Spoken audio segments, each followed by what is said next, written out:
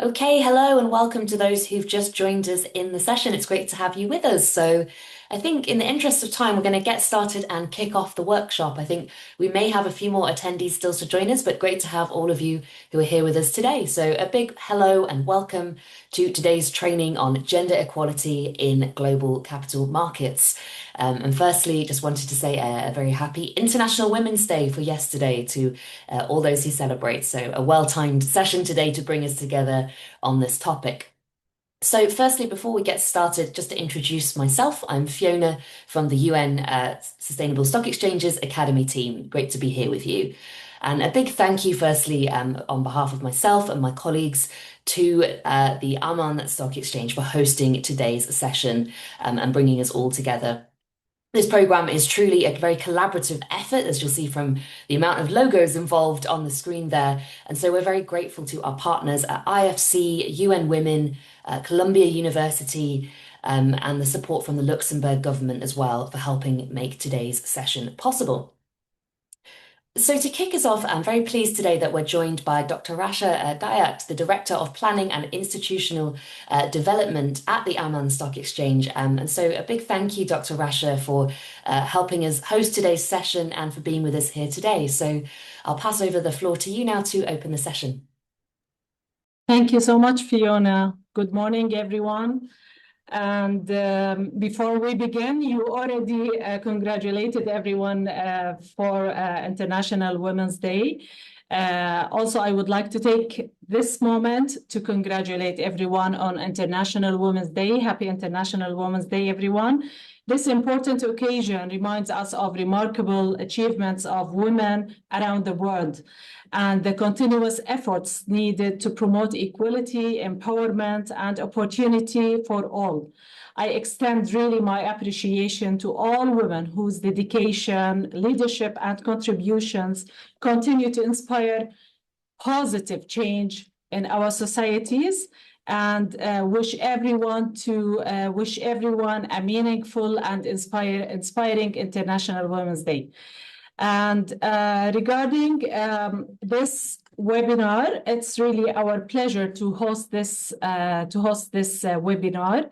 The Amman Stock Exchange, in cooperation with UNSSE, IFC, UN Women, is very proud to provide this training program on gender equality in capital markets.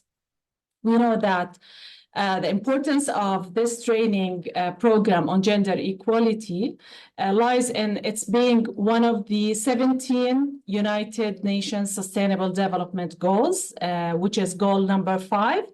And it is one of the goals that capital markets are interested in because it is disclosed in the sustainability reports issued annually by the companies, especially the ASE 20 companies, and will continue for other companies in our listed companies.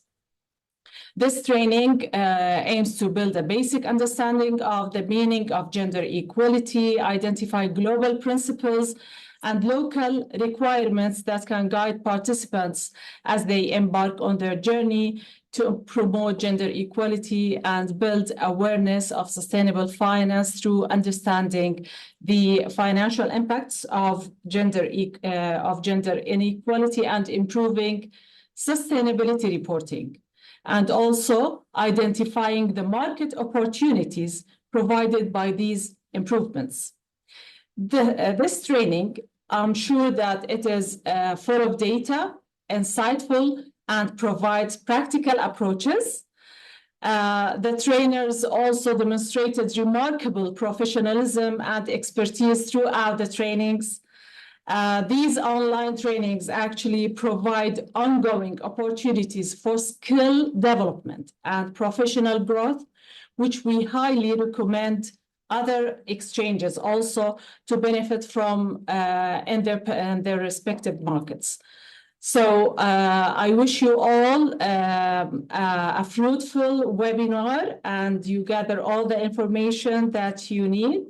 Thank you, Fiona. Thank you, Laila. Thank you, London, for being with us today.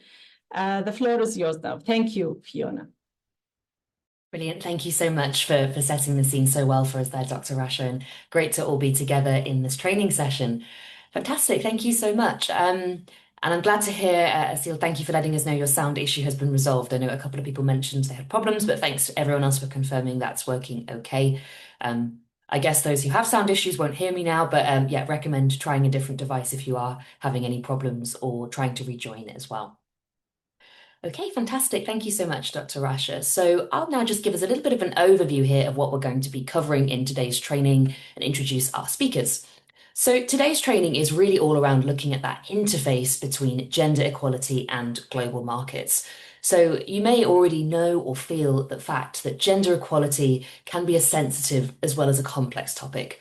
So of course, rather than pretending that that complexity doesn't exist, what we're aiming to do in today's training is to better understand that and identify ways to move forwards.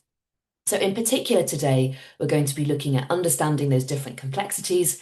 And in our second session on Wednesday, we're going to get into more action-oriented mechanisms for advancing gender equality and addressing these complexities. So a few housekeeping points. Firstly, as I mentioned just then, today is a 2-hour session and it's the first part of a two-part course with our second session together on Wednesday. We've got the live session here together today, and one of the great things I think about being together live, of course, is that opportunity to ask your questions as we move through the training. So please do make use of that opportunity to ask your questions. Additionally, we would love to really have your participation in today's training session. We're going to be using a number of interactive features, including the polls in Zoom and Mentimeter as well. So we'll tell you more about those shortly, but we really encourage you to take part in those opportunities for engagement. And finally, if you take part in the two parts of our training program, you're going to be able to receive a completion certificate. We'll explain at the end of our session on Wednesday how to get your certificate, but to do so, you'll need to fill out a feedback survey, which we'll share the link to with you at the end of the training. Okay, on a practical level, just to remind you, you can change your audio settings at the bottom toolbar. So if you did have any issues, you can select a different audio output there. That might help. You can use the chat as you're already doing to share any general comments as we move through the training and let us know your thoughts on what we're talking about. And finally, we'd encourage you to make use of the Q&A box in particular if you have any questions for us, because that's easier for us to then track and respond directly to your questions there. So please make sure to place any questions in the Q&A box and we'll get back to you directly in the Q&A box. Okay, so in terms of who's going to be facilitating the training today, as I mentioned already, I'm Fiona and I'm very pleased to be joined by my colleague Landon Wilcock as well today. And alongside us, it's our pleasure to be joined by Leila Al-Qassem from the Women's Empowerment Principles team based in the Jordan Country Office for UN Women. So many thanks, Leila, for joining us. And we'll be hearing from her later in the session to tell us a little bit more about UN Women's work on these topics, and in particular, help us to explore a little bit more about the Women's Empowerment Principles. We're also pleased to have a guest speaker contribution featured at the end of the training program today from Bloomberg. We have a recording. Unfortunately, our guest speaker, Eureka, wasn't able to join us in person today, but we've recorded her remarks from a previous session, and she'll be talking to us a little bit about how Bloomberg work in particular on gender equality and how they are starting to score and assess companies based on their gender equality performance. Okay, so as I've already mentioned, we know that gender equality can be complex. How do we break that down and understand that better? Well, to do so in today's training, we've developed a 4-module structure that you'll see on the screen there. So in the first part of our training today, we're going to be getting started with the top 2 steps that you'll see on the screen currently: prepare and align. And in these first 2 steps, we're really looking to understand what gender equality is, why it's important, and to provide an overview of the main standards and guidelines that can be used to help guide your performance on this topic. In our second part of the training on Wednesday, we'll get into those second 2 aspects there, which are really quite action focused around implementation and communication.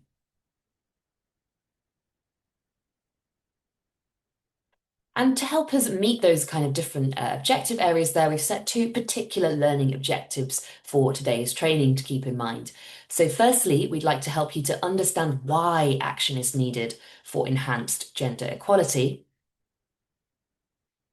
And secondly, to be able to identify what tools you can use to improve gender equality as well in your organizations. Just to show you another quick way of breaking that down, here's our agenda for today's session. So we'll spend an equal amount of time on our two modules there, and in the middle we'll take a short break as well, and then we'll wrap up at the end and highlight some resources and answer any final questions you might have raised for us as well. To get us started, we'd like to get an understanding from everyone as to how much you might already know about this topic. So we're going to use Menti together for the first time. So Landon's just shared the link to Menti with you in the chat, and let me share my screen now as well, because that will give you another couple of ways to join us in Menti. I'd encourage you to take the time to find your way into Menti now, because we'll come back to it a number of times throughout the training, and we're using the same link each time. So if you get your tab with Menti open in your browser, that will allow you to respond to the different questions. But the first question we had for you was all around just getting a sense of your current level of understanding or comfort on these different topics. So firstly, how confident you would be in your knowledge on gender equality and global markets, how comfortable you would be to discuss this topic with others currently, and finally, how likely would you be to take action to improve gender equality in your own organization?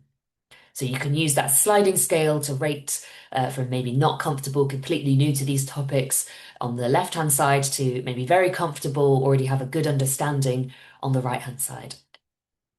So we see we've got nearly half of you joined us in Menti. I'll give everyone a few more seconds because it's great to have as much engagement as we can in these sessions as possible. So please do join us if you can.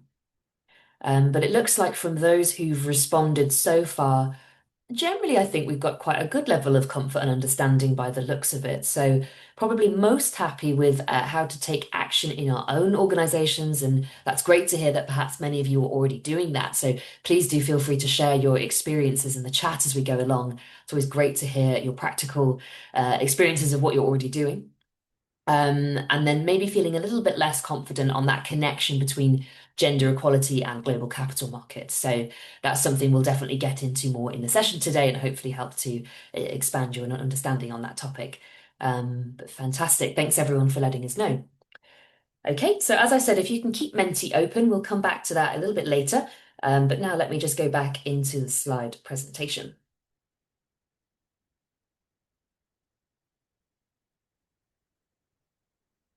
So in our first unit today, we're going to start with prepare. So that's really looking at how gender connects to finance. And there are three main sections we're going to talk about in this unit. So we'll narrow in a little bit more each time. So we'll start by homing in on the terminology that's going to help us to communicate about gender equality, thinking about some of the key definitions that we need to know. Then we'll narrow in a little bit more and examine the case for action, what the purpose is. And then we'll finish off this unit by looking at market trends and understanding specifically how different stock exchanges and markets, the issuers in those markets are doing in terms of gender equality progress, including the situation in Jordan as well. Okay, so to get us started, we'll kick things off and go into the definition side of things. So as I've said, we know this can be complex, so important to ensure upfront that we're focusing in on key terms and using those in a consistent way. So we're going to go back to Menti, in fact, now directly. So that link that Landon has shared in the chat is just there, and hopefully you've already got Menti open. But I'll just share my Menti screen again so I can give you the next question. So our first question to start with is just to get a sense of what gender means to you. So there's no right or wrong answer here, but really, what do you think of when you hear the term gender or gender equality? If you want to share with us maybe one or two words that come to mind for you, that's great. You can just type those into the box there. And then we'll have a look after this at some official definitions that we'll work with in the training together.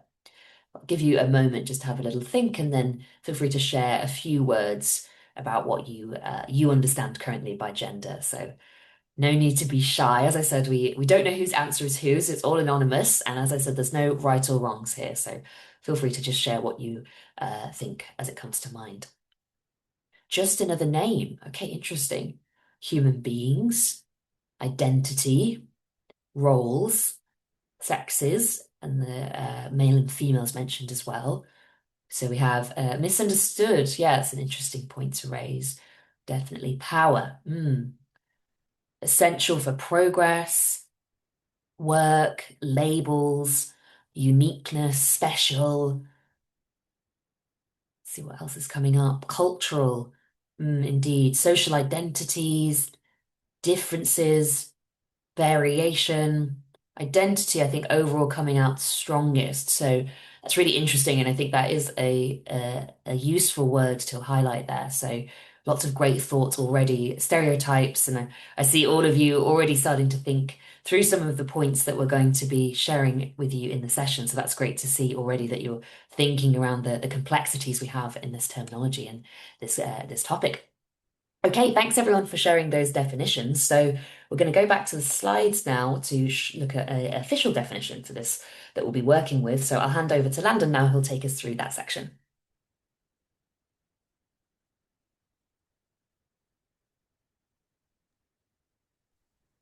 Sorry about that. Slight tech difficulties here this morning, but great to be here with you all. And yes, happy International Women's Day. So I'm Landon. I'm an SSE project officer. And as Fiona said, we're going to go through some key terminology. So first, we're going to start with defining gender. Oh, okay, there we go. Apologies. So you all had some great answers there, but I want to make sure that we're on the same page and we all understand the depth of gender, which is not simply sex, which is being male or female. And the purpose of that initial exercise is to make sure that we all understand that gender is not the same as sex and that gender can differ in different contexts and societies. This is important because it's not really different sexes we always need when we speak about the value of diversity. It's actually different ways of thinking, different life experiences or lived experiences, and different institutional restrictions or freedoms. So while the term gender is actually quite difficult to define because it means something different to different people and in different contexts and societies, let's briefly get a better idea of what is included in this complex term. So UN Women defines gender as the social attributes and opportunities associated with being male and female and the relationships between women and men and boys and girls, as well as the relations between women and between men. These attributes, opportunities, and relationships are socially constructed and learned through socialization processes. They're context and time specific and also malleable and changeable, and gender determines what is expected, allowed, and valued in a woman or man in a given context. In most societies, there's differences and inequalities between women and men in the responsibilities assigned, activities undertaken, access to and control over resources, as well as decision-making opportunities. Gender is part of the broader socio-cultural context. Other important criteria for socio-cultural analysis can include class, race, poverty level, ethnic group, and age. As such, gender is not quite as simple as just male or female. Gender can be influenced and defined based on the nature of certain relationships, based on hierarchies, on history, on context, and on institutions or norms. And most importantly, when we're discussing gender equality today, please remember that we're referring to equality of the genders, not simply increasing women on boards. So you can feel free to explore this and other gender equality terms on the gender equality glossary developed by UN Women that we link to in the slides. We'll dive a bit deeper now. I'm sure many of you have heard of the acronym DEI, which stands for Diversity, Equity, and Inclusion. We're increasingly seeing DEI managers or even teams and organizations that focus on just ensuring an organization's DEI performance. So why not just diversity teams or just equity teams? Well, we'll dig a bit deeper into how these concepts connect and interact and the importance of having all three of these terms as the full equation. We'll start with equity. So this is ensuring that there's an equitable power distribution among people. You can think of equity as providing women and men with the same microphone that amplifies their voices to the same extent so that everyone can hear them equally, which some of you might be thinking, well, this is the whole objective, isn't it? Well, not quite. It's just a part of the picture. So let's say, for example, that our objective is equity and equal power distribution, but there's no woman in the organization to fairly distribute that power to, and there's no woman to pick up the microphone. So that means we need to focus on diversity. With that, diversity is ensuring representation. So the act of inviting the unrepresented gender to join the board enhances the diversity of a board, and think of diversity as having enough seats at the table for diversity to be represented at the table. Again, differences and different lived experiences are important to organizations, so it's not enough to have microphones at the table to make sure everyone can speak at the same volume, but also enough chairs so that a diverse group of participants are at the table and willing to speak. If we just have these two, however, we can have cultural assimilation take place, where we expect, for example, women to just act like the men, and then we'll struggle to keep them on the board, and we won't be benefiting from the diversity that we aim to achieve with the entire process. So it's no good to give someone a microphone if they're not willing to speak, or alternatively, to claim by giving someone the power to speak based on their appearances alone is actually achieving diversity when the objective of diversity is to include diverse ways of thinking and diverse lived experiences. This is why we also have inclusion. Inclusion refers to behaviors and the practices of making all members of an organization feel welcome, giving them equal opportunity to connect, belong, and to grow, and to contribute to their organization, advance their careers, and feel comfortable and confident in doing so and being their authentic selves. So to bring this all together, we can say that diversity is being invited to the boardroom or board table. Equity is then having the empowerment to speak at the board meeting, and inclusion is being listened to within that board meeting. But of course, this goes much further than the boardroom. It should be considered organization-wide. The end goal then is equality, which depends on all three circles: diversity, equity, and inclusion. We can have diversity without equity or inclusion, and it won't be sustained. Equally, we can have equity without diversity, and we won't actually make any progress. Uh, equally, so when we talk about equality today and in the next session, especially when we talk about the benefits it brings, remember, we're not simply looking for an equal number of men and women on boards or in organizations. What we really want is these three things: diversity, equity, and inclusion. Great. So now we're hopefully a bit more clear on some of these definitions, and we'll move along into our next module. And this is the case for gender. So why does gender matter? I'm sure a lot of you already have strong thoughts and ideas on why it's important, but I'll give some additional perspective, hopefully. So to get started, it's important to highlight that equality between genders is indeed a human right. It's widely documented that women and girls experience adverse impacts of business activities differently and often disproportionately. They also face additional barriers in seeking access to effective remedies. Moreover, because of multiple forms of discrimination, different women and girls may be affected differently by business activities depending on different factors such as age, color, caste, class, ethnicity, religion, language, perhaps where they're based in a rural location or not, literacy, access to economic resources, marital status, sexual orientation, disability status, and more. Or perhaps also the migration, indigenous, or minority status. So that's a long list of different aspects that can influence how someone is treated. But what that's all to say is humans are very complex beings with many elements that make up their unique identities. And as such, this is also a complex and interconnected topic. So the document you see now on the left side of the slide is the UN Guiding Principles on Business and Human Rights, or the UNGPs, which are global authoritative standards to prevent, mitigate, and remediate business-related adverse human rights impacts.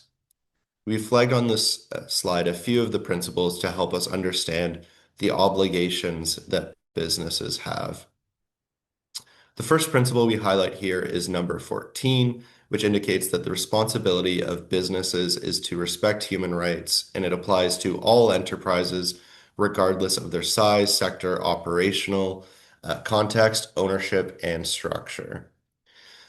The second principle we highlight here is number 16, which encourages businesses to express their commitment to meet their human rights responsibilities through a statement of policy that should have certain characteristics, which you can read more about in the document on your screen, and we'll also share in the chat. And I do highly recommend taking a look at the document if you haven't before. Another principle is Principle 20, which highlights that to verify whether adverse human rights impacts are being addressed, businesses should track the effectiveness of their response by using sex disaggregated data collected in line with a human rights-based approach and outcome indicators developed in consultation with affected people and gender experts. We'll discuss this more in detail in part 2 in our communications module, but it's also important to recognize that even if the data is not made public, an organization should still disaggregate the data company-wide so that you can make better decisions internally and identify any issues as they could arise. Lastly, Principle 21, this particularly highlights the important role of communication. And according to this principle, businesses should be prepared to communicate externally, particularly when concerns are raised by or on behalf of affected stakeholders.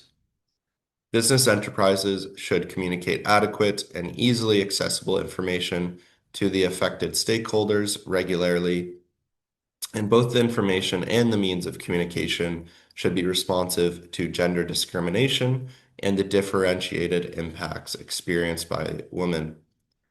What's important to consider from a financial perspective is that in addition to being the right thing to do and having a positive impact on society, organizations should be considering the repercussions associated with violating the human rights of employees, partners, and stakeholders. Policy or legal and reputational risks are very important risks to be considered for gender equality and social related disclosures as well. You may be familiar here with this imagery. These are, of course, the Sustainable Development Goals, or SDGs. And it's important to note that the sustainable development depends on equality of genders. So with the SDGs, gender equality is on its own as one of the 17 SDGs agreed to by UN member states, but it also contributes to all other SDGs, so it's cross-cutting across all 17. For those who are less familiar, the SDGs represent an ambitious attempt to end poverty, protect the planet, and improve the lives and well-being of all of humanity. And of course, SDG 5 focuses specifically on gender equality of women and girls, but as mentioned, aspects of gender equality appear in the targets and indicators of 10 out of the 17 SDGs, and as I said, is cross-cutting across all. And if you'd like to see how gender equality links to the different SDGs, you can have a look at Annex 3 of the SSE guidance on gender equality for exchanges. So you may be wondering, what exactly does improving gender equality do for society? And well, a lot. So studies have shown that when we have more equality of genders in society, we also see lower levels of violence, greater economic productivity, and increased resilience against financial and environmental crises. I want to take a moment to remind you that by gender equality, we don't want to imply simply more women than men, but equality means that both women and men are represented, have the same level of power, and are both heard and understood equally. However, to achieve equality, in many cases, we need to provide extra support to the less represented gender, which in many cases today is women. To give you an example of the extent of impact that gender equality inequality currently has on society, a study by the World Bank Group estimates that the loss in human capital wealth due to gender inequality is over 160 trillion. And another study concluded that the equal participation of men and women entrepreneurs could boost global GDP by a huge amount, approximately 3 to 6%, which is, as I said, massive. To read more about this, I recommend clicking on the links in the slide in your handout. There's also other benefits. So promoting gender equality of genders has been found to have positive social, environmental, economic, and business benefits. And if we narrow a bit deeper into the benefits that companies can find from enhancing equality in their organizations, we can see that companies with higher levels of diversity, both gender and ethnic, at the executive level are found to show higher performance than their less diverse counterparts on both profitability and long-term value creation measures. As well, different genders have different attitudes towards risk. So if decision makers like the board and leadership team are gender diverse across an organization and programs, that can lead to more balanced decision-making processes. Also, different genders experience the world differently and therefore have different views and ideas to contribute. We also see companies with workplace policies that support and promote gender equality are better able to attract and retain talent.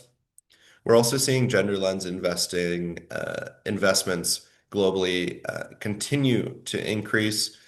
For example, from 2014 to 2018, they grew from 100 million to 2.4 billion. And I'm pretty confident that since 2018, that has continued to grow. Companies with more diverse boards and senior management teams demonstrate better environmental, social, and governance ESG performance, including having more ethical business practices, enhanced workplace and workforce policies, and stronger community relations.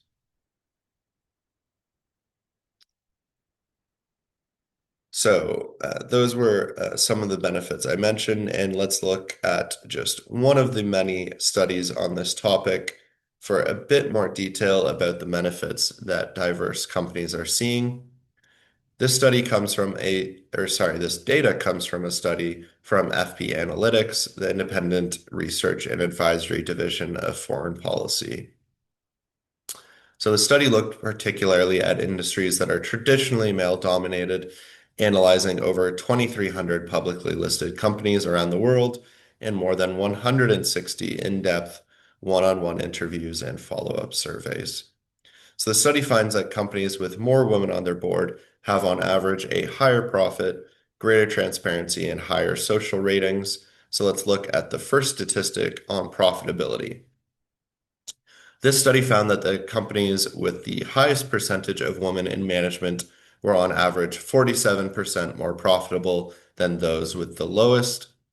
These findings are consistent with other evidence that promoting gender diversity can benefit a business's bottom line. And in a study by the International Labor Organization, women interviewed for the study detailed how they're leading organizations on new revenue generating paths, advancing innovation in inertia-prone industries, advocating for harm-reducing practices, and increasing transparency to build stakeholder trust. On that note, on transparency, we know that building trust across stakeholder groups, including employees, consumers, regulators and investors is vital for legacy industries that are working to evolve their business models, improve regulatory compliance and performance, and respond to consumers' always changing needs. The study found that the companies with the highest percentage of women on boards are more transparent in terms of ESG information disclosure. In particular, companies with at least one woman on the board are 17% more transparent than those with no female board members.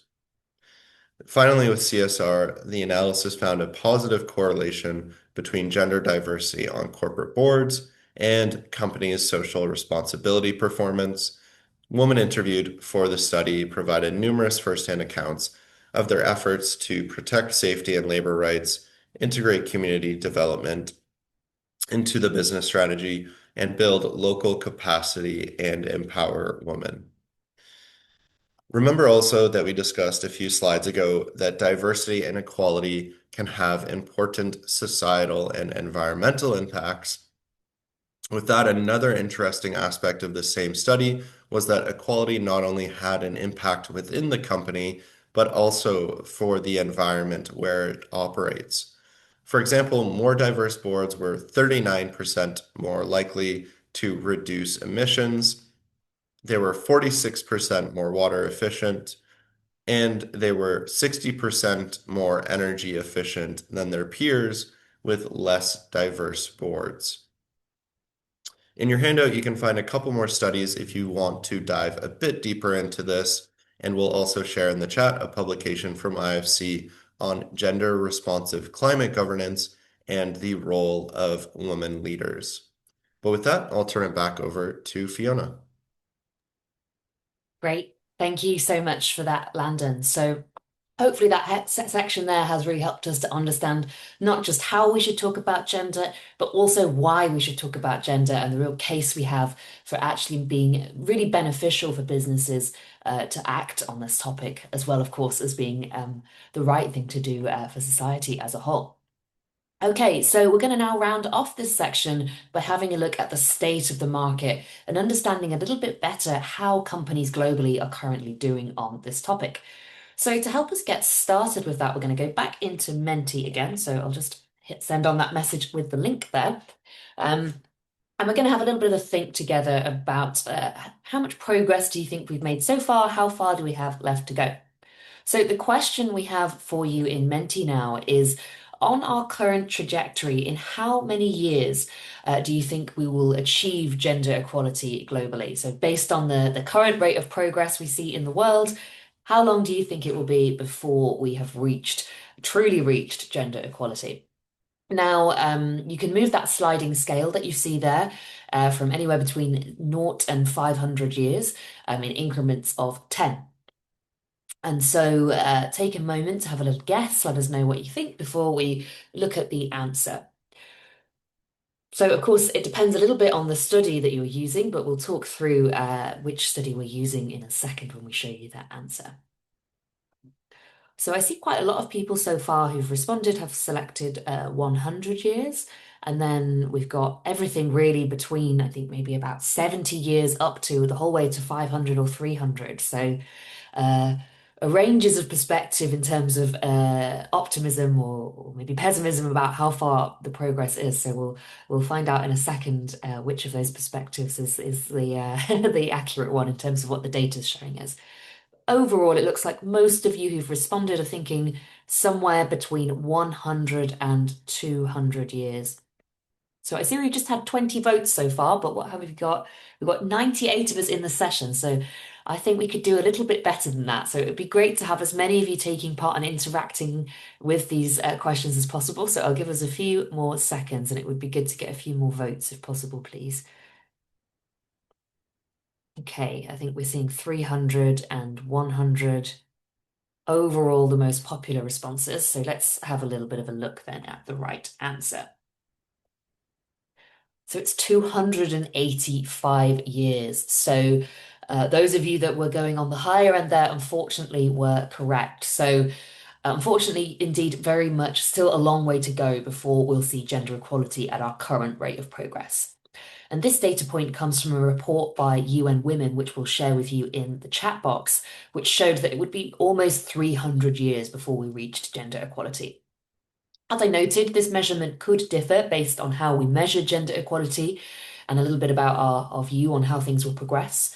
So, for example, the World Economic Forum also look at this in their Global Gender Gap report, and they provide a slightly more optimistic figure of 130 years to achieve gender equality based on their calculations. So, slightly more optimistic, but of course, overall, still a very long time at the rate of current progress before we would see equality of people based on our genders. And unfortunately, it's not something that we would expect to see in any of our lifetimes unless any of you are very long lived. So a bit sobering, I think, to see how much progress is still required there.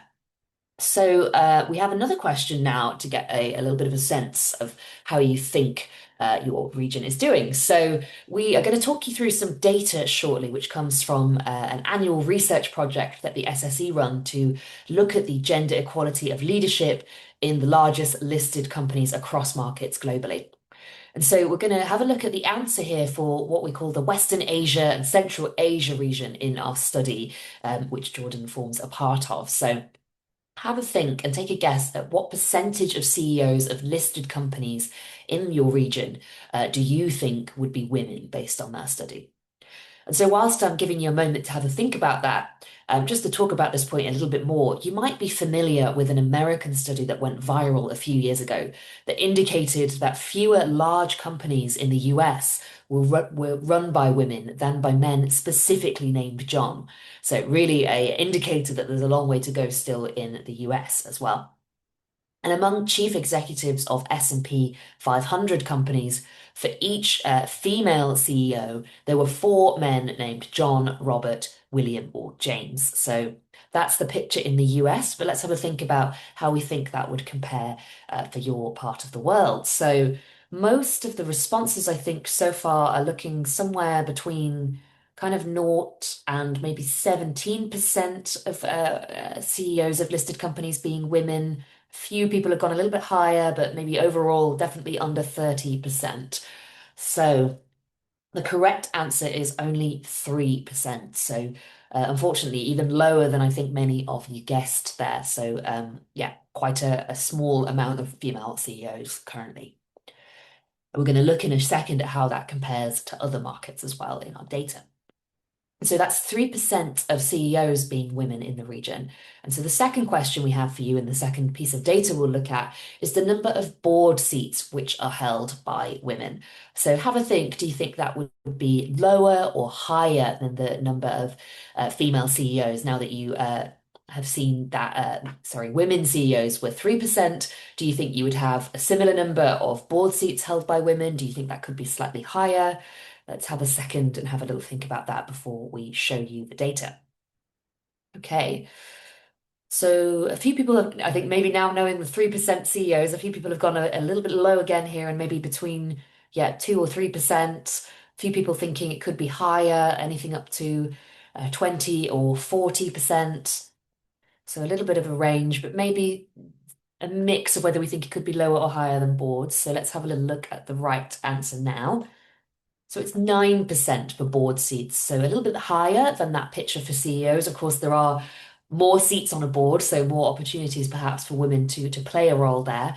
But of course, still a very low figure overall. So yeah, I think that gives a little bit of a sense of the state of play. So that was great to get your thoughts on that. And I'll pass back to Landon now, who's going to show you a little bit more about the research we've done and how the picture compares across markets globally. Great. Thanks so much, Fiona. And exactly, for those who haven't seen these publications before, the SSE, in collaboration with IFC and UN Women and other partners, have worked together to provide markets with an overview or a benchmark of current progress on gender in leadership of listed companies. And we'll dive into one or two of these reports to see how you all did on these Menti questions. So first up, this is the 2025 report covering the G20 and regional groupings. On your screen now, you can see the first section, which covers the G20, We'll also share the link to this publication in the chat so that you can read it in your own time. And all of these reports can be found on our publications page. This data really serves as a benchmark for exchanges and other institutions in their efforts to promote women's full and effective participation in and equal opportunities for corporate leadership positions.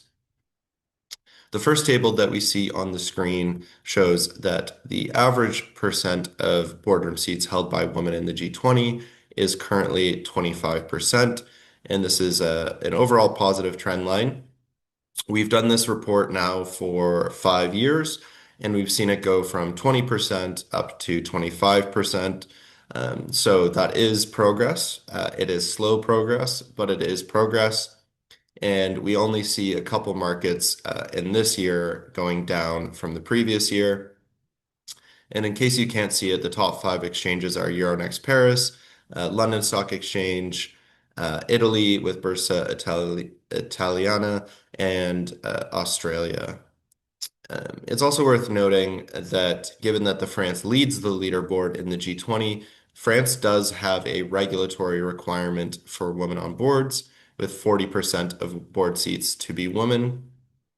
However, even though the percent of women on boards is among the highest in the world, France's female executive pipeline was not as strong, and for that reason, in May 2021, the French Parliament voted to introduce gender equalities for executive leadership, with 30% for either gender by 2027 and 40% by 2030.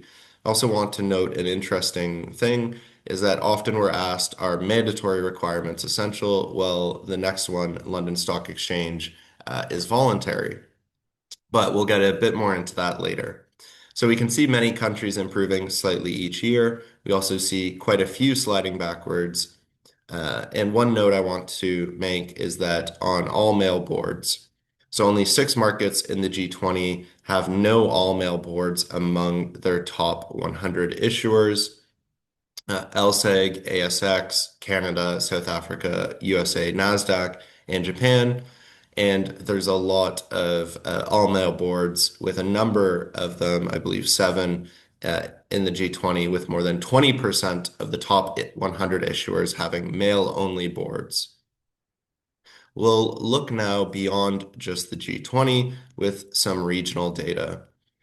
So in taking this regional lens, we see on average Europe and US Can Z with above 30% board seats held by women.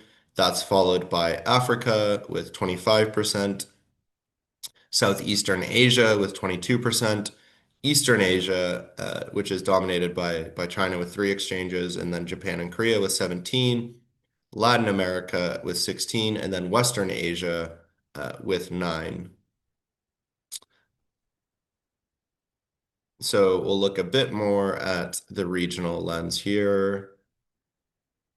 Great. So this is Western and Central Asia. So we've just released a deep dive performance on your region based on 2025. So as you can see here, oh, there we go. Okay, great. Sorry, I was worried we didn't get both captures there, but we do. It's just on different slides. So here we see that Israel is in the first ranked position with 28% board seats held by women, followed by Turkey, Kyrgyzstan, and UAE at 13. But again, you see, even with the top ranked exchange, Israel still has firms with only men on the board, although it is much lower than the other ones. Going to the next slide, which is where Amman will be captured, we see Amman Stock Exchange here with 9% board seats held by women. It did not change year over year. So last year, since 2024 was the same. We see just 4% of firms with at least 30% women on the board. And then we see 54% of firms with only men on the board, which is quite high. And then we see 3% chair positions held by women, which again didn't change from last year. We see CEO positions held by women there, And then just to note, we did capture 100 different firms ranked by market cap. And then I will note in the last place position is Qatar with 3%. Now, I recommend going to check out that report, specifically the one on your region, as well as a couple complimentary reports, as well as the UNSSE, how stock exchanges and how companies can advance gender equality. Now, with that, I want to go back to an interactive element. We just saw some of the data, but now let's think a bit more about what some of the solutions and the barriers are, so that we can start to identify the problem and think through how we might be able to improve things.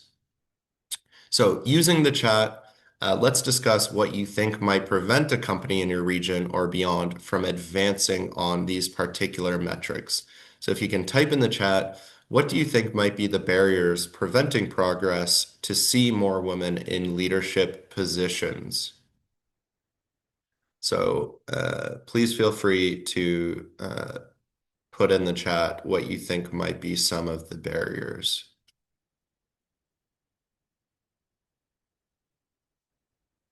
Cultural, absolutely. Ariane noted cultural barriers. Same with that was the same with Dr. Amman.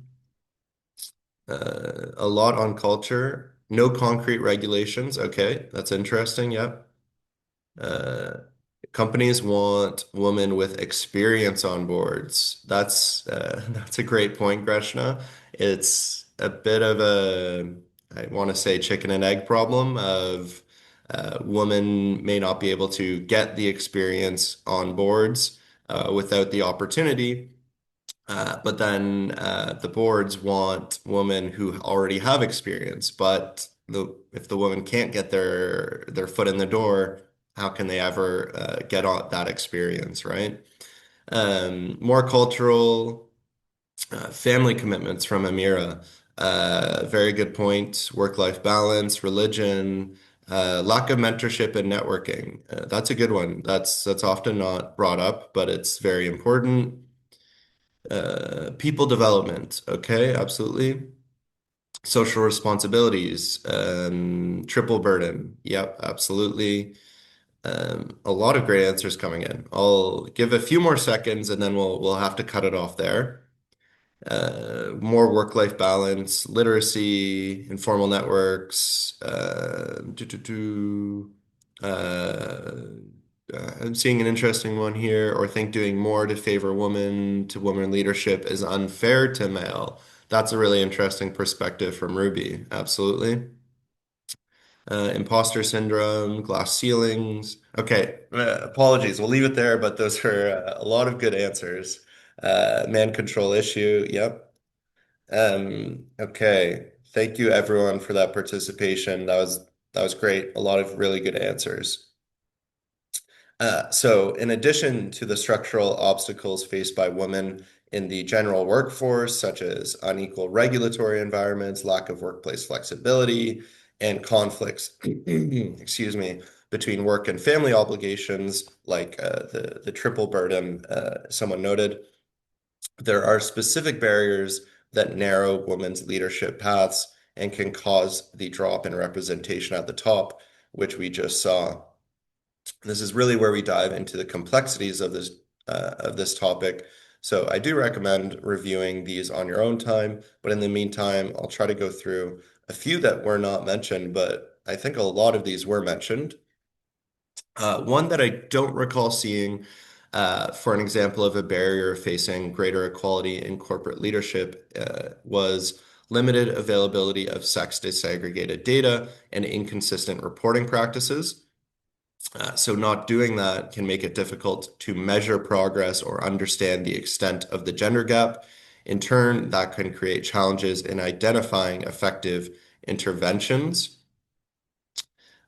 We did see lack of training and professional development opportunities. I believe this one came up as well, human capital management. So that can be the hiring, retention, and promotion processes.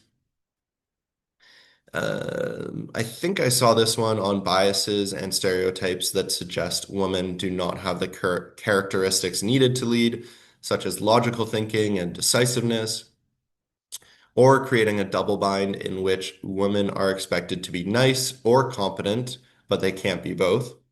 Those biases are more subtle than the norms that deliberately exclude women, and they can also be more challenging to overcome. I'm not sure I saw this one specifically. The business case for gender balanced leadership, which we went through at the start, and that can mean that initiatives to advance women may not be a top strategic priority for companies. And as allies, men in leadership who have embraced the values of diversity and inclusion can play an important role to help elevate the importance of such initiatives and drive action. I did see limited access and network to networks and connections was brought up a few times. I also saw role models, mentors, and coaches and sponsors brought up a few times. Excuse me. I didn't see unsuitable work environments brought up, specifically unsuitable work environments in traditionally male-dominated industries. For example, such as water utilities. For example, in a previous life, I worked in a northern field in Canada, and we did not really have good facilities for women because it was just expected that only men would be working there. So you need women's locker rooms, for example, for changing out of uniforms, or women's washrooms for managing menstruation with privacy. So while not specific to women in leadership, you do need that accommodation because that can be a deterrent to women entering the sector and progressing through the leadership ranks. One I didn't see noted in the chat as well was safety concerns in operational locations and gender-based violence and harassment, which can represent serious deterrents to women's professional advancement. It's also important to note that achieving a truly gender diverse senior leadership team and optimizing the value in diversity is about more than just the numbers and gaining parity and representation. The key is ensuring that men and women have equal voice and agency once they're in the leadership roles so that they can contribute to determining their organization's paths. To increase the number of women leaders and prepare them to take on leadership roles, companies must truly invest in women. This means attending to the culture and purpose of their organizations, and it means adopting a more people-focused business model as part of an approach that integrates an ESG orientation into all aspects of operations. Before we go to a break in just a minute, I want to note this interesting slide on reasons for lack of progress on gender responsive climate action. And if you want to dive deeper in this topic, I recommend reading a publication from the IFC on gender responsive climate governance. This report specifically looks at why we aren't seeing the level we'd like to see. In other words, what barriers are getting in the way. Some examples of what the report find are lack of knowledge and training on the topic, a low level of climate and gender lens literacy, and understanding of the impacts on businesses. We'll share the link to the report, and you can find it in the PowerPoint as well.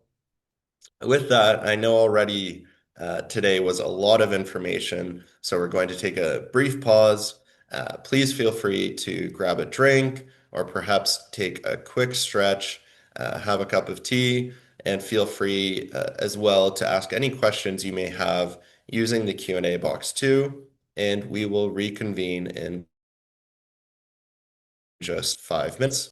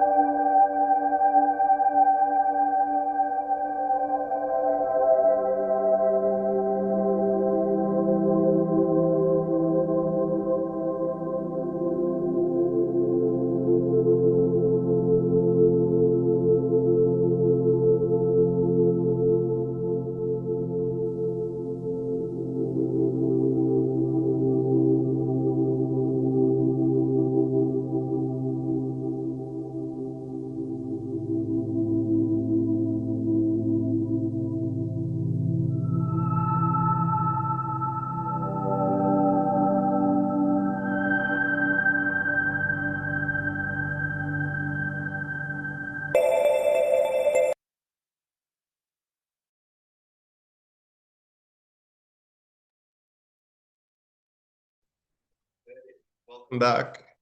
We'll get started again. We have lots more to get through, and we want to make sure we wrap up on time. So after that first section, we hope we have the initial concepts clear, and we'll continue diving into how we can enhance an organization's performance on gender equality. With that, the objective of our next unit, Align, is to ensure that your practices align with the global best practices and standards, as well as any local or peer practices that can help guide your practices. Let's begin by looking at the global principles that companies can use to enhance their practices on this topic. And these standards we're going to discuss today are the UN Women's Empowerment Principles, or the WEPs. Before we go into the principles, we wanted to get a sense of your current familiarity with the WEPs. So let us know, is your organization today already a signatory of the WEPs? So yes, no, or maybe you're not sure. And if you don't know, or if you're not sure, or if it's no, we highly encourage you to go to your leadership or to your team and see how that can be changed, or to check if you are or are not in the case that you don't know yet. If your organization is not yet a signatory, we're also going to give you some information today about how to become one at the end of this section. Okay, so we'll end the poll there. So I can see that it's good to see at least about 40% are, 35% aren't, and then 24% don't know. So again, for those that don't know, we encourage looking into this deeper. Now, oh, apologies. With that, we're very lucky to have with us today an expert on the UN WEPs. As was introduced at the beginning, Layla is joining us from UN Women today to help provide an overview of the WEPs and to answer any of your questions about the WEPs. Before she gets started, however, let's play a quick video that introduces the WEPs.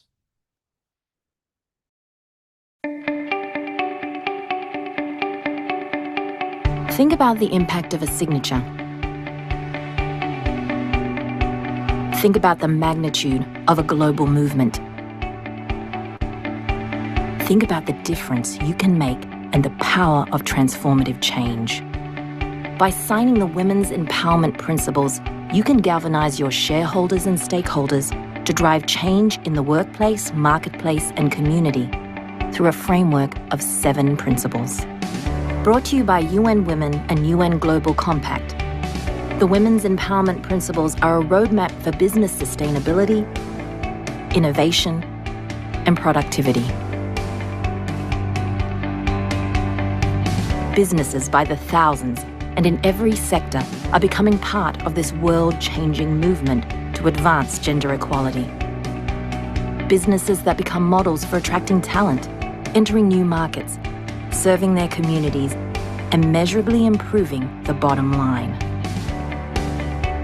Because gender equality means better business. Don't miss this moment to make a lasting impact on your employees, suppliers, customers, and investors. Join leading companies already on the journey to greater sustainability and growth. Commit to the Women's Empowerment Principles and make today your organization's signature moment.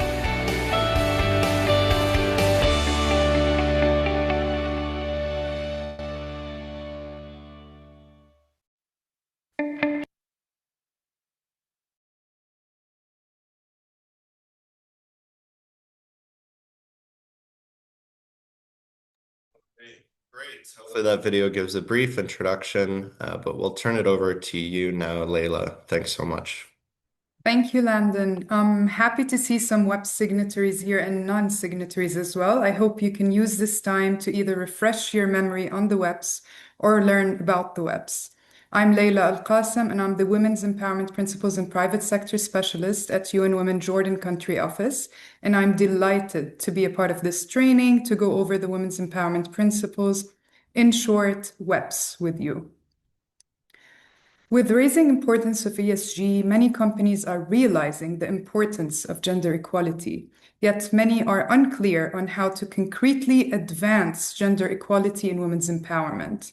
The WEPS provides a holistic framework for companies focusing on five pillars of action: leadership and governance, workplace, marketplace, community, and tracking and reporting. Companies are using WEPS as a blueprint to position gender equality in the core business strategy, as well as through their operations and beyond.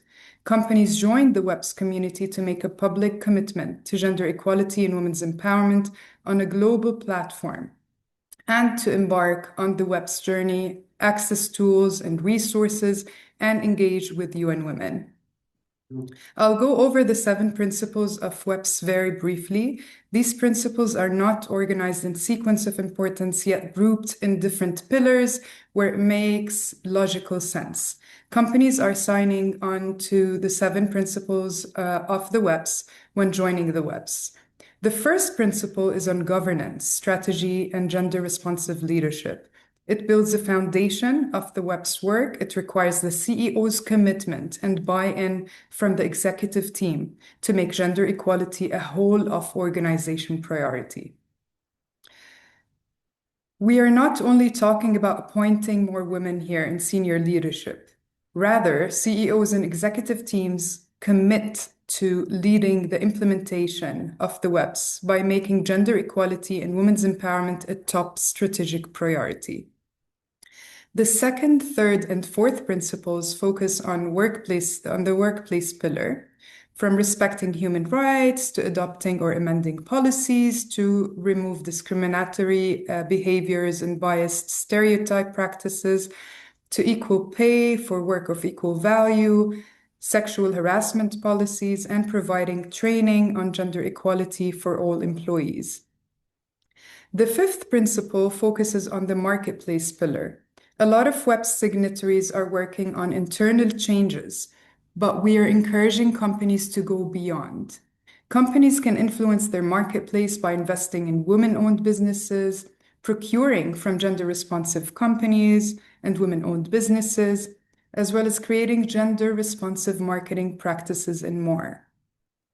Principle 6 focuses on the role of companies in the community. We encourage initiatives and advocacy that make a real difference in women and girls' lives. We invite companies to actively consult and engage with women and girls in local communities before rolling out initiatives, ensuring that their voices shape the process and that truly benefit from the outcomes. Lastly, Principle 7 is an underpinning principle to measure results. What gets measured gets done. What does not get measured does not get managed well. Companies are encouraged to regularly collect data to understand their progress over time. We also encourage companies to report on WEPS.org, the WEPS platform, in their sustainability reports and other channels. Next slide, please.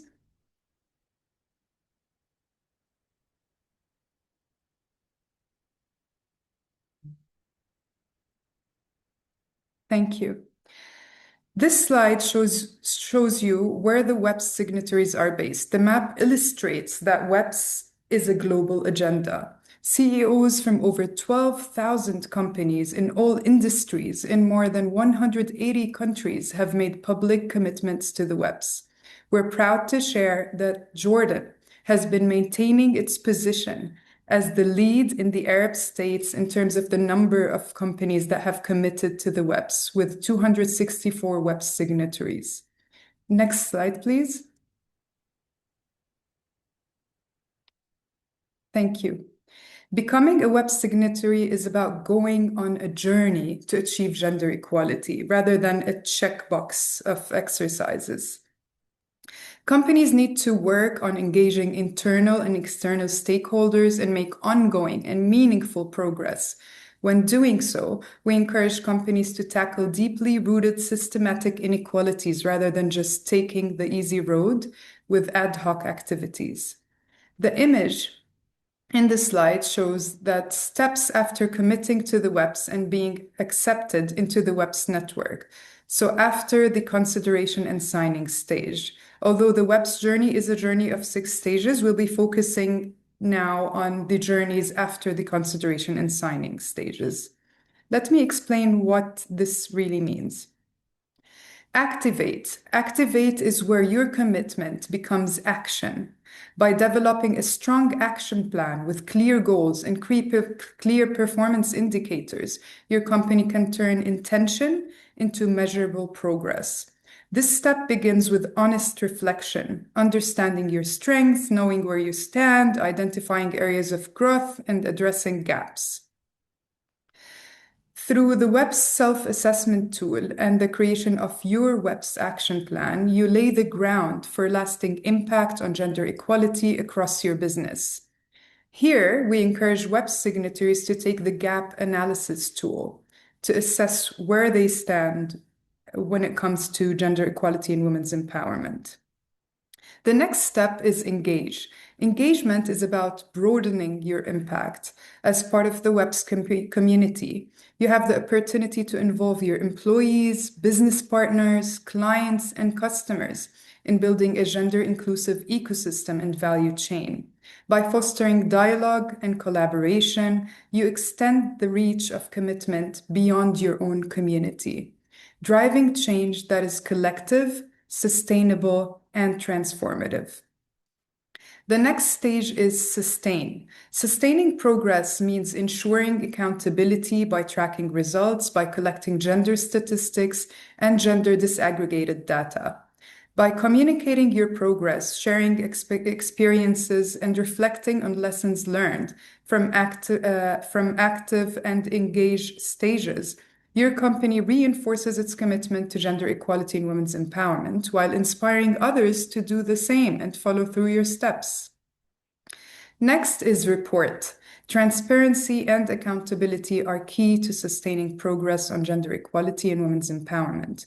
By reporting on results and sharing both challenges and successes, your company not only demonstrates impact, but also strengthens trust among stakeholders.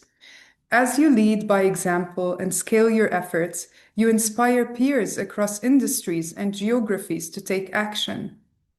In doing so, your company helps shape a global movement where gender equality is embedded in business practice and drives long-term transformative change.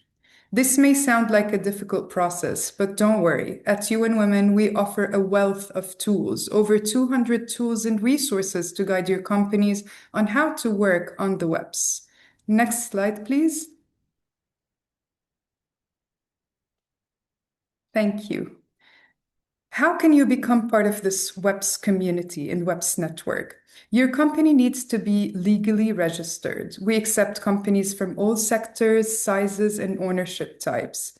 If you are eligible, go to the weps.org website that my colleagues had just placed in the chat, then fill out and submit the application form. The form itself is self-explanatory, but in doubt, you can find a step-by-step guidance on the website. The web secretariat will also review each application and get back to your applications within 10 to 15 business days. If you're placed in Jordan, I'll also be happy to walk you through the process and make sure that you go through the process correctly. There are a few things I'd also like to emphasize before you send your application. First, the CEO or the person with the highest decision-making authority signs the CEO's statement of support. The signature date is very important. It marks the day when your company chooses to take a stand for gender equality. It will be visible on your company's website profile page.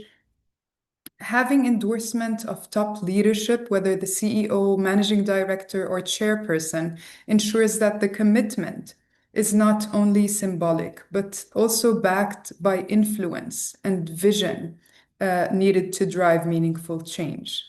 Second, we invite the CEOs to share a personal quote emphasizing how you will contribute. A quote of commitment. concretely to gender equality. This also is an opportunity to highlight why this agenda matters to your organization, to share the actions you're taking or planning to take. Lastly, CEO photo is also important. We only accept professional headshots and no logo pictures are accepted. For more information on WEPS, please visit weps.org, the WEPS platform. That was all from my side for now, but I'll be back with you for examples soon. From now, I will hand over to Fiona. Over to you, Fiona. Or is it Landon? It's me, but that's okay. Thank Thank you. you so much, Leila. That was a fantastic overview and introduction to the webs, and we recommend that all looking for a first step on this topic, as mentioned, definitely reach out to Leila and the webs team so you can start by working with your leadership to become signatories of the webs. With that, for those that are already WEPS signatories, of which there are more and more every day, I think every time I look at the website, there's lots more signatories. Then this slide here highlights one of the options available if you're already a WEPS signatory, which is taking your commitment a step further by having your gender equality practices certified. Edge provides a certifying service that can help you take your practices that step further and also provides a communication tool to show the market that you're a leading company on gender equality. During our next session, we'll have a member of the Edge team joining us as a guest speaker, so we'll hear more about the Edge certification then. And now I'll turn it back to Fiona. Brilliant. Thank you so much, Landon and Leila, for that section. Okay, so this is bringing us now into the middle part of the Align unit on kind of the local perspective. So we looked there at a global initiative and the EDGE standard as well, alongside WEPs. But let's have a look at what should be considered based on your location. And of course, one of the key factors that should be considered is where your company is listed, where its main operations are, and therefore what regulations apply to the organization in that jurisdiction. So let's take a quick moment to discuss what we're seeing from a regulatory perspective. So on this slide, we can see a number of markets where there is some kind of gender quota or requirement set for listed companies. And this is from a past report produced by the UNSSE team. And on the right-hand side here, you can see the current status of gender diversity on the boards of companies in these markets and the percentage of board chairs and CEOs that are women in a similar way that we looked at earlier. And so one question we often get asked is whether or not quotas or mandatory requirements work, and if this is something that should be implemented in a market. And so this is a hotly debated topic. And if you look at the data here, you can see there's a little bit of a mixed picture regarding the correlation between whether there's a requirement in place and what the performance is in that country. So although we potentially see some markets where quotas have been quite effective, for example, in France, we see others where there is a quota in place, but the actual performance still falls quite a long way short of that quota. For example, if we look at Argentina or perhaps Egypt as well. And so this is something that we want to dig into now a little bit deeper. There's a few extra slides that we've included in the handout here today, which provides some insights from some more studies done by other organizations, including UNPRI, about gender-based quota policies. And we've also just last week released a new report as well from the SSE side, looking at a global inventory of different diversity requirements as well. So we'll share that link to that new report in the chat as well, which provides some more interesting insights on this topic. But as we're really seeing here, sometimes these types of regulations and quotas can work, and sometimes they don't. And so why is that? Well, although it's not the entire reason, a part of this is because it really depends on how individual companies within a market implement these quotas. So the particular actions that are taken by the companies really determine how that rule or regulation may be interpreted in the organization and ultimately how successful they will be in driving change within their individual organizations.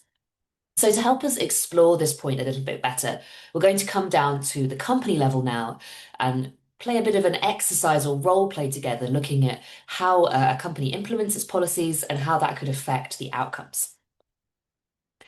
So to do this exercise, we're going to be discussing two hypothetical companies. We're going to call one Peacock PLC and one Owl Incorporated. And these are, of course, entirely made-up companies, but the discussion we're going to have now on their decision-making processes is based on research into real companies. And so for the purposes of this case study, we'll say that both of these companies currently only have 10% women on their boards and in executive leadership.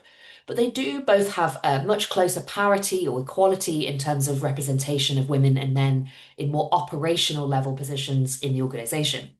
So it's already clear immediately that although they have women, plenty of women in the organization, they aren't getting into those higher level leadership positions. And they also both have another thing in common. They've both just had a change in leadership and have had new CEOs join their organizations. And both of those CEOs are aware that there's going to be a new regulatory requirement in their market that's going to impact their approach and will set requirements to have greater gender diversity in leadership. And so, alongside the requirement to respond to that regulation, the CEOs are genuinely passionate about gender equality and both want to achieve parity in their companies in board and leadership positions. This is not only because of it being a personal motivation for them, but actually this could influence their inclusion in gender equality indices, which could provide opportunities for new investment as well. But this is where the similarities really stop between the two companies, and they take quite a different approach to trying to achieve that same goal of reaching parity in their leadership and board positions. So we'll talk through the two different approaches that the organizations have taken and consider how that might impact on the results. So firstly, let's start with Peacock PLC. So as I mentioned, they have a new CEO and they've set a bold target to have 40% of women in leadership positions in a 2-year timeframe. So bearing in mind they were at 10% before, obviously that's a big shift in a short frame of mind. So to help reach this 40% goal, the CEO makes a big announcement to staff, and she, as a female CEO, a woman, shares her experience in climbing the ladder and uses this example to encourage other women to follow her to the top of the organization. She also sets a hiring freeze for any men until they reach the target, unless she specifically approves the hire for extenuating reasons. So there's a bit of a mixed reaction to this announcement, I think it's fair to say. So some employees might feel excited and empowered about the radical kind of ambition and change approach. But of course, there will be some who are not so sure about this. Firstly, there are likely to be women in the organization who are perhaps feeling more pressure now and are scared that there's an expectation that they need to be promoted, or maybe they need to leave the organization if they're not going to advance their careers and get into leadership roles. And of course, for the men in the organization, this will be quite a mixed reaction too. It may impact their job security feelings and their overall sentiment and engagement of feeling engaged in the organization too as well. And it may in fact lead to some resentment of their women colleagues. So overall, as I said, the sentiment here could be quite mixed to this announcement, even though, of course, the CEO had a strong positive ambition in setting out these plans. So let's look at the approach that our other company, Owl Inc., takes, which is somewhat different. So as I've mentioned, Owl Inc. also has a new CEO who is also a woman, and they have also committed to gender equality in leadership positions. But instead of setting that 40% target and having a hiring freeze like Peacock PLC did, instead the CEO decides to join an organization called 30% Club. And if you're not familiar with this, the 30% Club calls on its members to commit to at least 30% women's representation on their boards and executive leadership teams. And 30% is seen as important because it's the critical mass at which minority voices will start to become heard. So although overall in the long term, their aim would be to surpass the 30%, this is where they start and aim to drive some progress. But they also know that they're not really sure at the moment what the root causes are that are preventing women from entering leadership positions in the organization. So to better understand this, the CEO sets up an internal task force to find out what the root causes might be in their organization, preventing women from climbing up the ladder. And the CEO finally does one further thing, which is to initiate a reverse mentoring program. So if you're not familiar with this, this is where senior leaders in the organization are paired up with a more junior mentor in the organization who can share their perspectives from within the wider workforce with their colleagues in leadership positions. And so the aim of the reverse mentoring program will be to find out, what is it that women who are in the workforce are not getting in terms of support or opportunities, what potential barriers might exist, and helping the leadership to better understand culturally and in terms of policies what they need to do. Okay, so we've heard about those two different approaches there, and we've heard a number of different strategies that an organization could take to help advance gender equality. And so what we're going to do now is go back to Menti together and have a think about which of those options you think would be likely to be most effective. So I'll just move the question along. And so we'll just give you a moment to respond to that. If you wouldn't mind, Landon, please re-sharing the link just in case anyone needs the Menti link again. But for those of you who have it open, you have the different sort of 6 strategies that we talked about there from the different companies. And what we'd like you to do is think about and rank from most effective being the first one to least effective being your 6th option. Which of those do you think would be the best strategies perhaps for the organization to employ? So again, no right or wrong answers here, just a matter of your perspective on what you think. So feel free to take your moment, have a little think, and then we'll see overall what you all think about this and talk through potentially why we might think that some of these actions would be better than others. But always most important to see what you guys think of this first. So do please let us know. Okay, I see we've had a couple of you respond so far, so let's give it a little bit of time to see if more of you can take part. As I said, we do like to get as much participation and engagement in these exercises as possible, so encourage as many of you who are here to vote as possible. I see we have 6 people who've responded, but there's 96 of us here, so I think we should definitely try and get a few more of you giving us your perspective here, so please do join us in the Menti.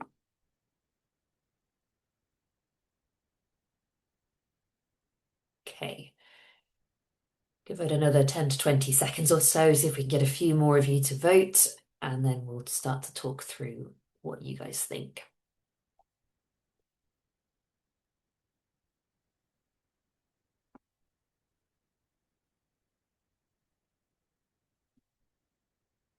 Okay. See if we can get just a couple more responses. I see we're almost at 30. That would be a nice number to get to. So let's give you a few more seconds. I think we're starting to see a picture emerge from those of you who've responded. So let's have a think. So it looks like from those who've replied, we see the task force perhaps as the most effective option, followed by the reverse mentoring program and maybe joining the 30% club. So I think, if I'm not mistaken, those were all the actions of Owl Inc.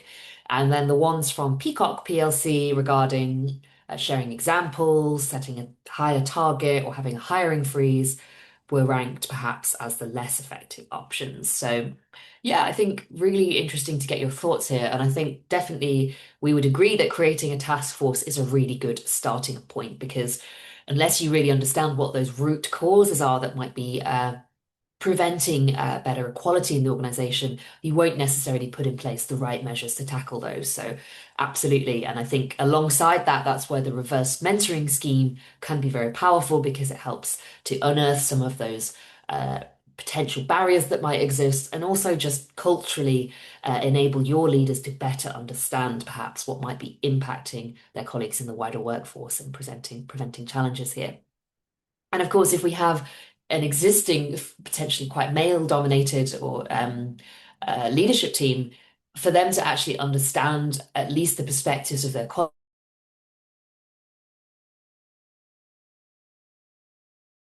colleagues will at least start to bring in as well.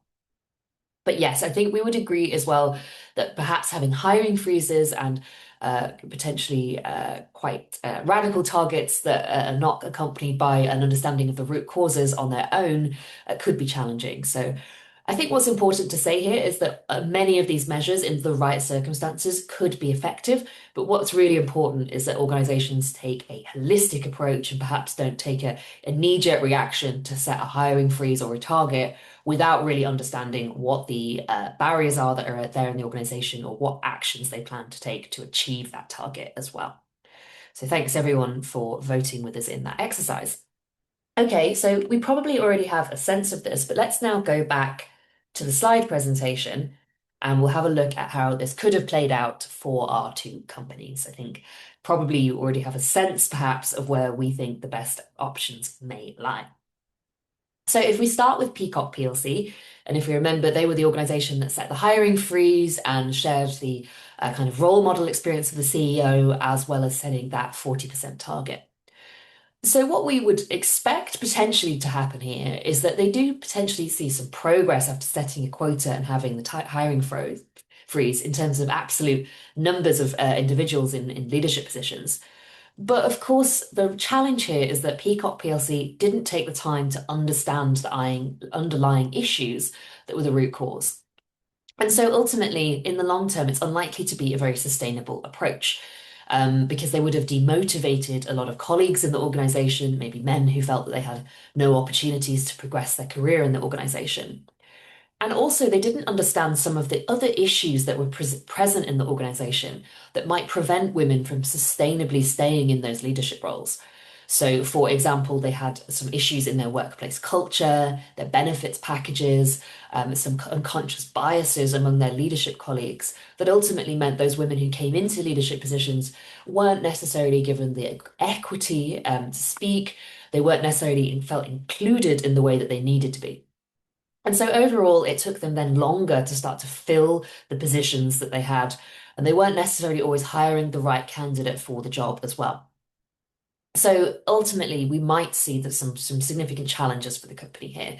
So they could have higher turnover, they could see less innovation and potential risks as a result of this too. So whilst the CEO, of course, had very good intentions in setting that target and having the freeze, because they didn't really get to the heart of the issues, that approach may not have been very successful for them. And if we now look at Owl Inc., as we said, they took a slightly different approach here and spent more time understanding the root causes through that setting up of the task force and the reverse mentoring scheme. So one thing that is important to note here is that, of course, Owl Inc. might well have had to invest more upfront in terms of resources from colleagues and also potential budget behind this as well to put in place these structures. But what we would potentially hope to see is that they would get a better return on investment from those opportunities that they've put in place. So as we saw, Owlink took a more holistic approach, and through that, they realized that if they wanted to benefit from the changes in their organization's leadership, they needed to not only get acceptance across the whole organization of these changes, but they also needed to really tackle some specific issues within their organization that had been contributing to that lack of diversity to begin with. And so by creating that task force, they were then able to identify barriers. So, for example, they currently had quite poor flexibility in the working arrangements. They have some benefits that were somewhat biased and weren't providing support to women. And there weren't necessarily the leadership opportunities and growth routes for women to gain the skills they needed to advance in the organization either. And so as a result of taking that time to understand this and put in place the right measures, the company ultimately saw more innovation in its approach to tackling this issue and more new ideas coming through that could help them to achieve their gender equality quotas. And so, as we also saw as well, because they were taking this more holistic approach and inclusive approach, they saw better retention rates among their staff, and then they weren't having to spend as much time on external hiring and the resources for that as well, and could really focus on educating their staff members and building that cultural change that was needed. So as we said, very much a fictitious example, but hopefully helpful to see really how important culture is there if we're to achieve these kind of ambitious quotas that might exist. So I think that really illustrates that point we were talking about at the start of this section, whereby there can be very different outcomes from quotas, and it's really a lot about what the companies put in place to address that. And so this is just a summary on this slide here of some of the aspects that will need to be reviewed in an organization to really get into understanding cultural issues and taking actions to achieve them. So as we see here, that can include recruitment practices, it can include the policies that the organization has in place.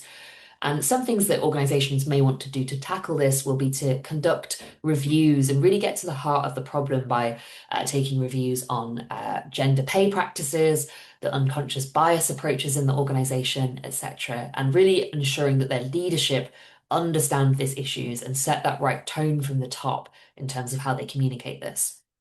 And so we're going to dig into that a little bit more in our second part of the training as well, but we have this slide in the handout just as a reminder of some of the key areas to consider here. Okay, so to wrap up this section, I'll just give you another opportunity to respond to a poll question. So let me launch that poll for you now. So our question to wrap up this section is, how can your company improve its financial performance through gender equality practices? So starting to think a little bit more about how these things connect to financial performance and as well. So what of these aspects do you think would be contributing to financial performance for the company?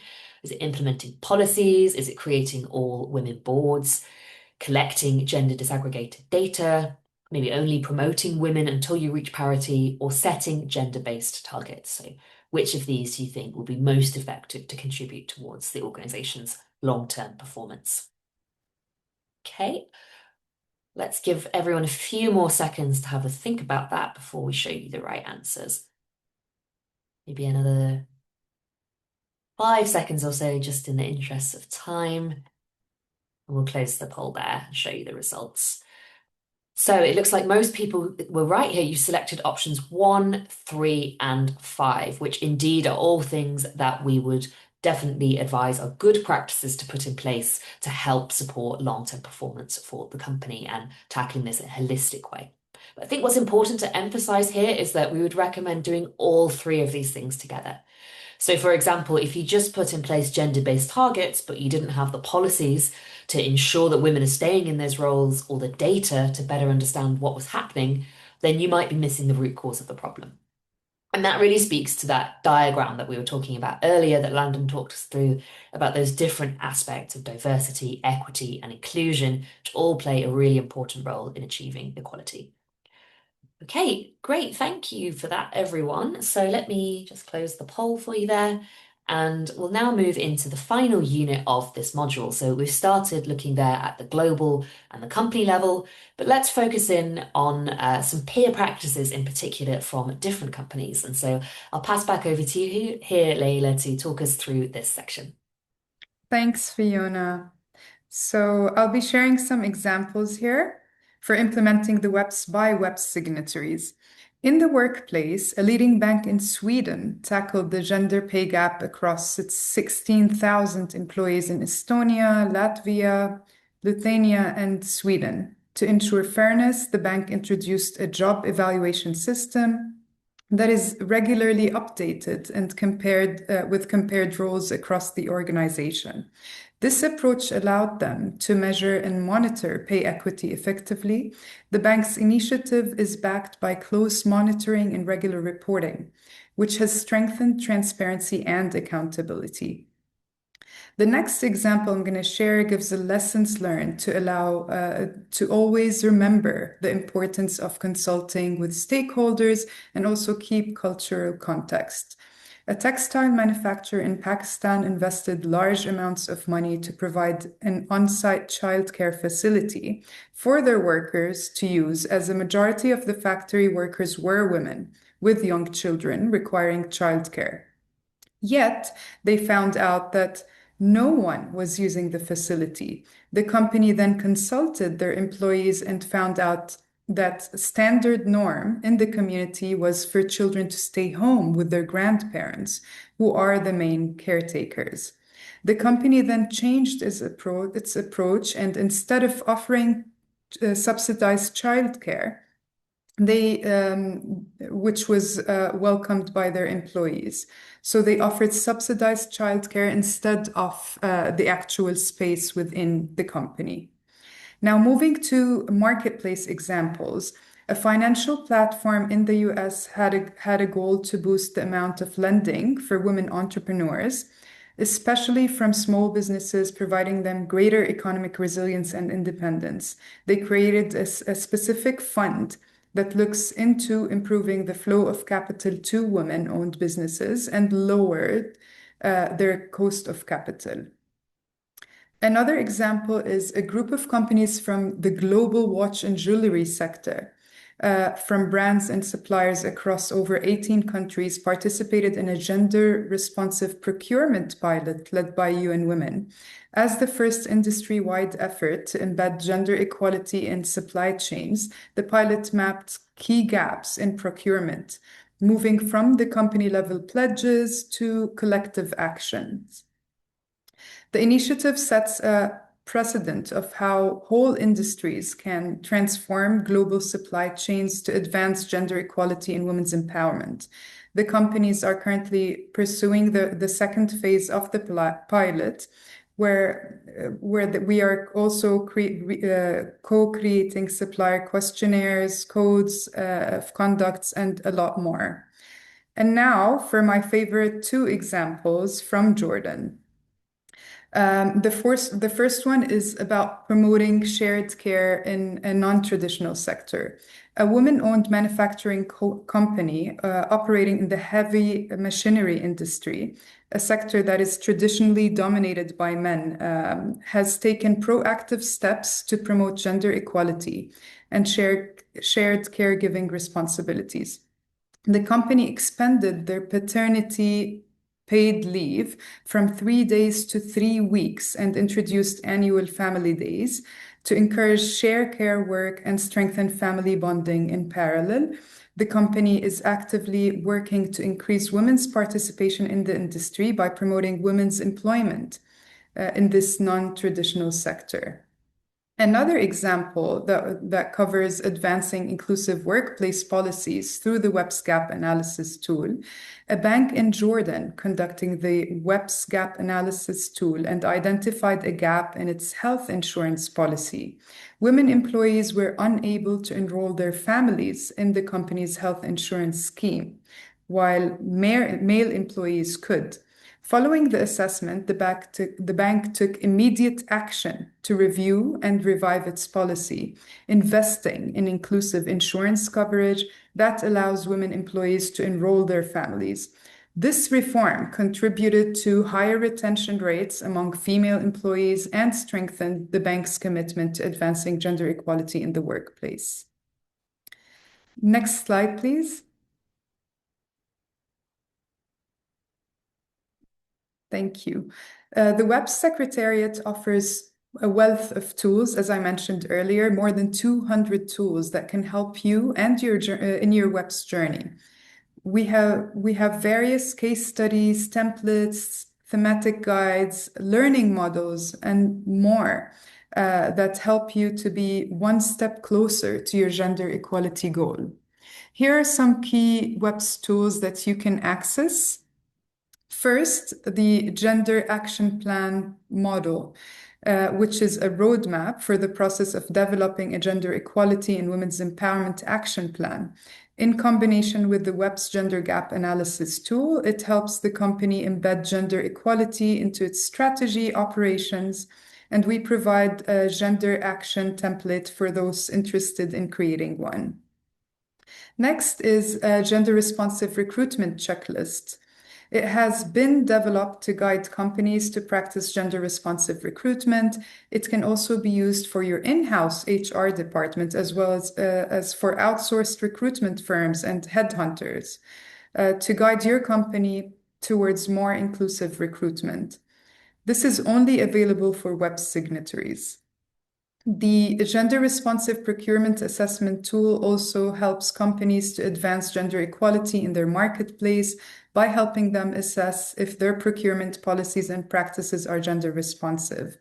We encourage web signatories to use this tool themselves and to invite their suppliers to do the same, thereby amplifying impact across the whole business ecosystem. All these tools are available for free at webs.org. Thank you. Over to you, Fiona.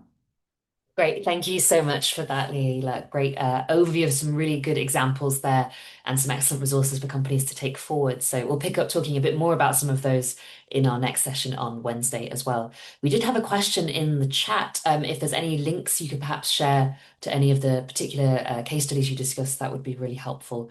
But we'll leave that in the chat for you to respond to if that's okay. Okay, so thank you so much. So in the interest of time, I will move us into our final segment here. As I've said, unfortunately, our colleague Eureka wasn't able to join us in person today, but we have a recording to share now of her guest speaker presentation, which is very helpful, and that will be how we'll round off today's session. So I'll share this recording here. There'll be a poll question towards the end of it, so I'll pause the video so that we can run the poll together and let you respond to it. But I'll play the video now, and as I said, this will be our final segment of today's training before I just wrap us up with a couple of resources at the end. So here we go. Great. Thank you so much, Fiona. Hi, everyone. Thank you for having me. I'm Eureka from the Sustainable Finance Data team at Bloomberg. Today, I am excited to briefly introduce to you about the Bloomberg Gender Equality Scores, walk you through how Bloomberg scores gender, share some tools available for companies under our universe to view their broader Bloomberg ESG scores, and conclude with a short training exercise to show how data can challenge initial perceptions. So let me start by giving a brief background on the gender equality scores, or G scores for short. G scores is a globally standardized reporting method designed to acquire workplace gender data. Each metric within the G score is clearly defined to ensure consistency and comparability across different markets and industries.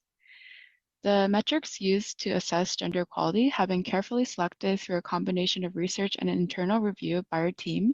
And importantly, the gender-related data is scraped from companies' public filings, and corporates are strongly encouraged to disclose this information to promote transparency behind the data points.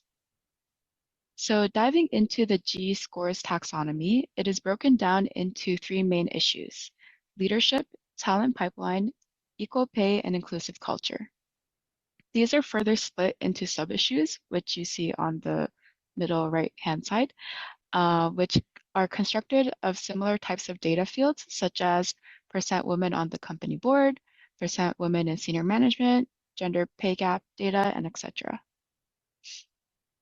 The scoring framework is structured hierarchically, where the scores are built of individual fields, which are grouped into subfields, which are further aggregated into broader issues to give you the overall gender equality score as you see at the top. Each component is evaluated on a scale from 0 to 10, with 10 representing the highest level of performance. And now I'd like you to introduce a few offerings Bloomberg provides to companies, especially to ones that do not have access to our Bloomberg terminal and that we score for under your universe. To ensure corporates can learn, view, and challenge the Bloomberg ESG scores and associated data points that we've captured, Bloomberg has launched the ESG corporate web portal. Any company under our Bloomberg scoring universe can make an institutional account for free at the link as you see on the right.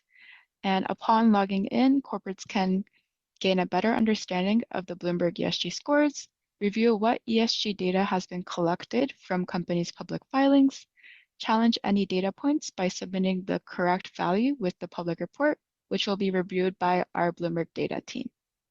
Currently, this portal only supports our Bloomberg ESG scores, although we are considering to onboard the gender equality scores to the portal soon as well. In the meantime, corporates can request for a gender equality scores materiality framework to the email address that we will share later. So the materiality framework that I was mentioning earlier is something like this, which will have the granular information on the GE scores and all the input data we have captured by fiscal year. To receive this document, please request from the email address you see down below. And upon receiving this document, companies can review their score and challenge any input data point via the email to the ESG corporate contact introduced here.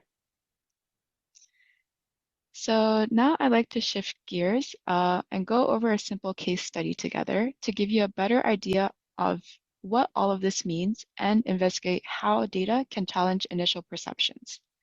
So here we will analyze two companies, Louis Vuitton, a high-profile luxury fashion brand, and Nike, a popular sportswear brand. So firstly, I'd like you to think about the company's high-level social factors at play and any biases you may have. For example, which companies may have been more advanced on their gender equality journey, which may have more policies or initiatives to promote equality in the workplace. Now let's dive deeper with the Bloomberg data, looking beyond the perceptions to see how data can drive your decision making. So here we have company A and B scores. At first glance, we see company B has a higher GE score at the top. Looking further into the issue level, we see company B has much higher leadership score, largely because of the executive section. While board level is similar, the executive portion is where company B really stands out. Some interesting underlying data is listed at the bottom as well, where it's evident that company A has slightly more women on board and committees chaired, however, falls off on executives. But company B is a bit more constant throughout all three and does better on the consistency element. Now looking at talent pipeline issue, we can see from the underlying data points at the bottom, company B is at parity, whereas company A is above parity. However, if we look at the talent pipeline score, company B is again higher.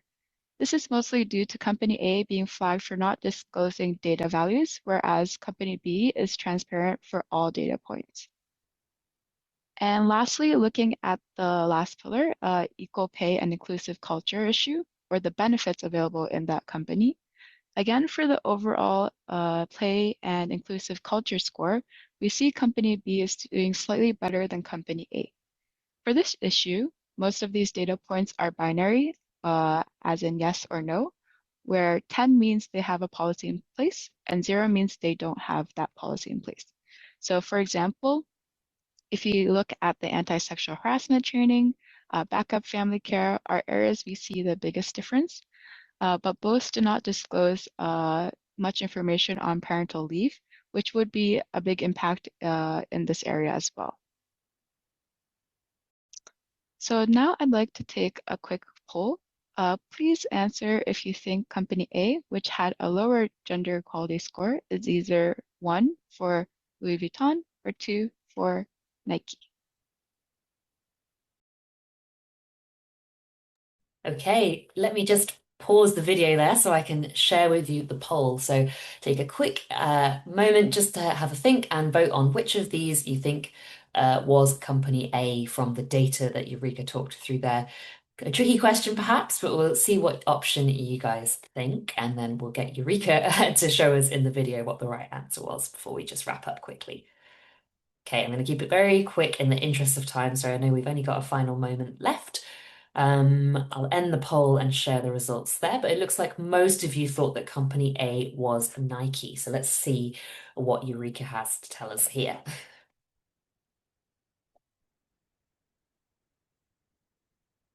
Just try to skip ahead a little bit. Hopefully I find the right point. At par, but a little bit higher with Louis Vuitton as company A. And yes, the correct answer for this was Louis Vuitton as company A and Nike as company B. But the overall purpose of this brief exercise is to hopefully challenge some of your initial perceptions and to give insight on what data investors are looking at to make decisions. Even if a company is performing well in one area, it doesn't always necessarily mean that they're completely well advanced in gender inclusivity specifically.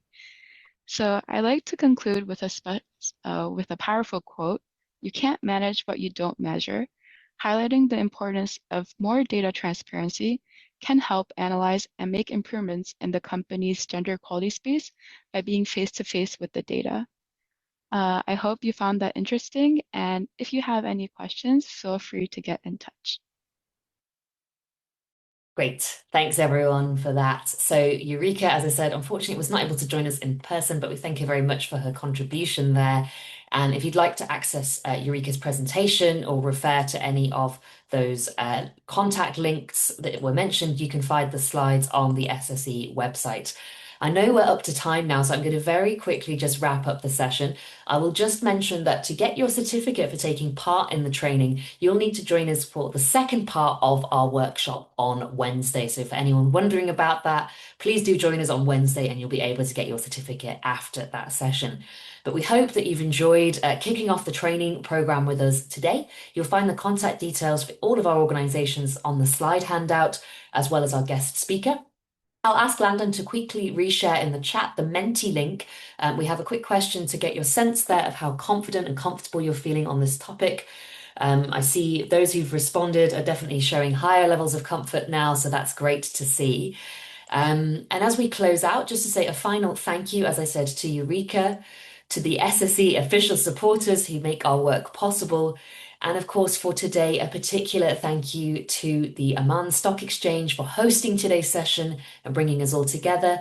A big thank you to Leila and the team at UN Women for joining us and co-facilitating today. And we'll close off our session there. So a big thank you for joining us, everyone. Well done for all of your participation today, and we'll look forward to seeing you again at Wednesday's training. So thanks a lot, everyone, and we'll see you soon. Thank you, Fiona. Thanks, Leila. Bye.